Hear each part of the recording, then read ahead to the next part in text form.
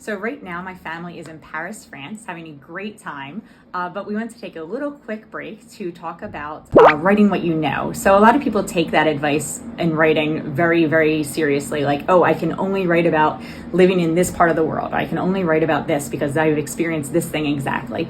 And yeah, there is some really good stuff there. So things that you've experienced personally a lot of times make really great story material because you know it so well. But you also don't have to be afraid to write about things that you didn't necessarily experience like very specifically. So what I mean by that is, for example, I've never lived in a castle before. I've been to castles before, but I've never lived in a castle before, but I still write stories sometimes in a medieval setting. Same, I've never, fought a war in outer space, but if I want to write about something like that, I can. And what you do when you're drawing from things like that is you can kind of tie in some of your past experiences, like I said, like the fact that I've been to a castle before, but you can also, even more than that, tie in experiences and emotions into it. So with emotions, you might want to write what you know, like, okay, I've never fought a battle in outer space, but I've been afraid before. I've felt like I needed to fight for something I believe in before. And you can kind of pull from those emotions when you're writing what you know in an unrealistic setting.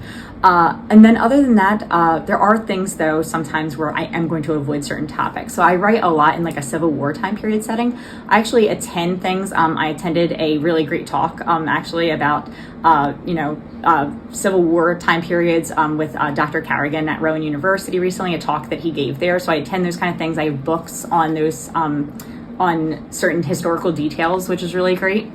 And so I read up on certain topics, which is a lot of fun and kind of adds some realistic historical details to those things. However, I'm also probably not going to make a main character who's, say, a brain surgeon.